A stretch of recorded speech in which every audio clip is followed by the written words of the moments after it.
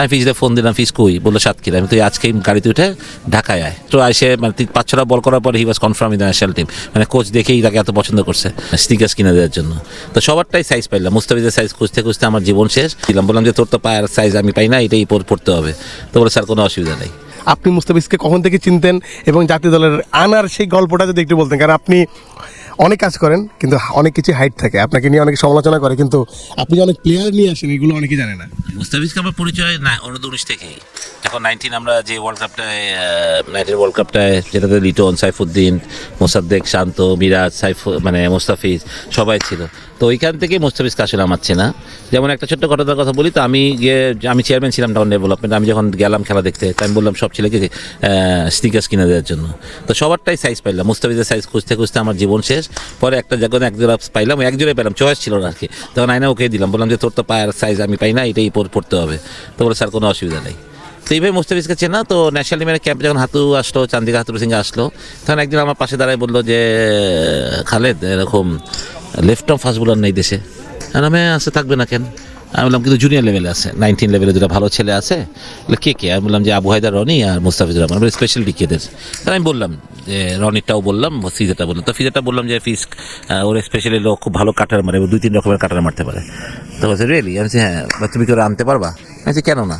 তাই ফিজে ফোন দিলাম, ফিজ কই? বললো সাতক্ষীরা। আমি তুই আজকেই গাড়িতে উঠে ঢাকায় আয়, কালকে বাংলাদেশ সেখানে লেট করবে। বলো ঠিক আছে স্যার।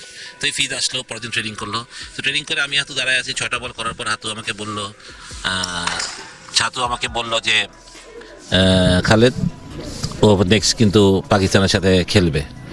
তো আমি বললাম যে ঠিক আছে, পাকিস্তানের সাথে খেলবে।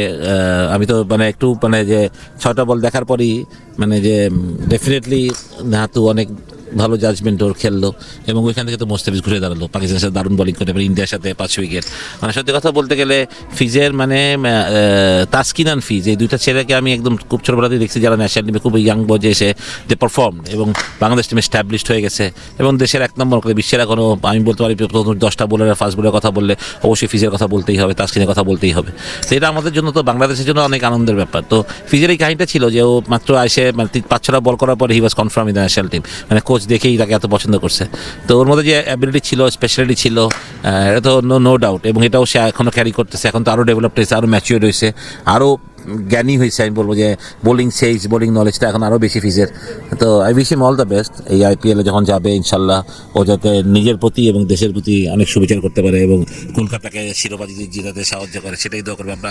আবার যেমন সাকিব থাকলে আমরা KKR সাপোর্টার ছিলাম সবাই, আমরা এবার আবার KKR সাপোর্টার সবাই। এই যে মুস্তাফিজের কথা বলা হয় যে মুস্তাফিজের আপস অ্যান্ড ডাউন আসে, এই যে আপস অ্যান্ড ডাউন যখন আসে, ব্যাপার একটা ক্রিকেটার যখন খুব বাজে সময় পার করে, তখন তার প্রিয় কোচের কাছে যায়, যে আসলে তাকে নিয়ে আসছে, বা থাকে না যে কোচ জানে যে আসলে কোনটা সমস্যা হচ্ছে কোন জায়গায়। এই সময় যখন তার আপস অ্যান্ড ডাউন খারাপ সময় যায়, তখন আপনার সাথে কথা হয়? কম হয়, এখন তো কম হয়, বিকজ এখন আমি অতটা মিরপুর যাই না আসলে ডেফিনেটলি। তো যেমন ট্র্যাপ লাগে বলতো যে স্যার কোথায় কী হচ্ছে, যেমন ওর ইঞ্জুরিটা ওকে অনেকটা কষ্ট দিচ্ছে সত্যি কথা বলতে গেলে। এখন তো মাশাআল্লাহ ইজ ওয়েল রিকভার্ড, এখন আবার সে আগের মতো স্লোয়ার বা কাটারটা মারতো সেটা করতে পারছে। বাট ফিজের সবচেয়ে বড় স্পেশাল হলো ফিজের কনফিডেন্ট, আমি সেটা সবচেয়ে বেশি পছন্দ করি, যে ওর যে এখন যে জোরে বল করতে পারে, মাঝেও সেটা করতো না। তাহলে আমি বারবারই বলতাম দেখ তোর স্লোয়ার তখনই এফেক্টিভ যখন তুই জোরে বল করতেছিস। তো ওর তো ডেফিনেটলি ওর সুইং একটা প্রবলেম ছিল, বল বাইরে নিতে পারতো না, ভিতরে ইনকামিং আসতো। তো ওইটা নিয়ে আমরা অনেক কাজ করছি একসময় ওর সাথে, যে ওর পজিশনটা নিয়ে কাজ করা হয়েছে। তো আমি মনে করি এখনো পরিপূর্ণ একটা fast bowler, to be very very honest.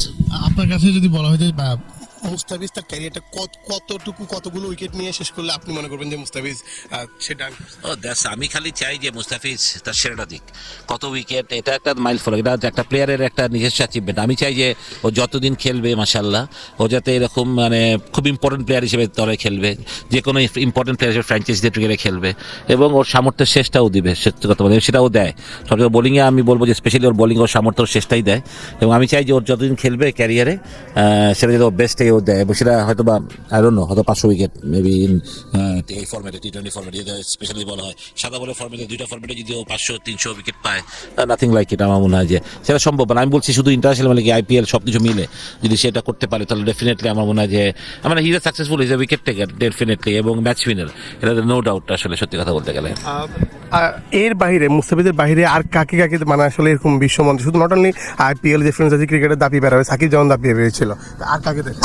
না ডেফিনেটলি আমি তো বললাম তাসকিনের কথা আমি বললাম ফাস্ট বলার মধ্যে আমি সবসময় ইবাদত খালেদের আমি অনেক বড় fan Hasan Mahmud is doing very very well আর এই ছেলের মধ্যে একটা আরেকটা জিনিস আছে সাদা বলে আমি বলি হি উইল বি ও যদি আরও কিছু কৌশল রপ্ত করতে পারে বোলিংয়ের স্কিল রপ্ত করতে পারে আমি বলি he is a fantastic choice বাকি সবাই আমার মনে হয় যে আমি হঠাৎ করে এখন নাম তানজিম সাকিব না বললেই হয় যে আমার মনে হয় যে he can be prove himself as a one of the best allrounder হিসেবে নিজেকে প্রমাণ করতে হবে আমি সেটা বিশ্বাস করি এখনও যে বাংলাদেশের অলরাউন্ডার সাইফুদ্দিনের যেহেতু সাইফুদ্দিন এখন প্রায় শেষের দিকে আমি যদি বলি এভাবে সাইফুদ্দিন যদিও ভালো করতেছে মাশাআল্লাহ but Shakib will be on next Saifuddin হতে পারে যে ওই সাইফুদ্দিনের জায়গাটায় সাইফুদ্দিন অনেক ম্যাচ জিতেছে বাংলাদেশকে ওই জায়গাটা কিন্তু তানজিম সাকিব অনেক দাপটের সাথে খেলবে আমি বিশ্বাস করি সেটা রিশাদ অবশ্যই এক্সপিরিয়েন্স হিসেবে রিশাদ তো ইজ ডুইং ভেরি ওয়েল মানে আমাদের জন্য খুবই গর্বের বিষয় যে রিশাদ বিগ ব্যাশ খেলতেছে এবং আশা করি ও খুব সাকসেসফুলি ওখানে শেষ করবে এবং বাংলাদেশের জন্য দারুণ খেলবে বাংলাদেশকে অনেক ম্যাচ জিতে এর মধ্যে ও সহায়তা করছে আর আরও ম্যাচ জিতাবে বাংলাদেশকে এবং আশা করি একদিন টেস্ট ম্যাচও রিশাদ খেলবে এটাও আমি স্বপ্ন দেখি আসলে সত্যি কথা বলতে গেলে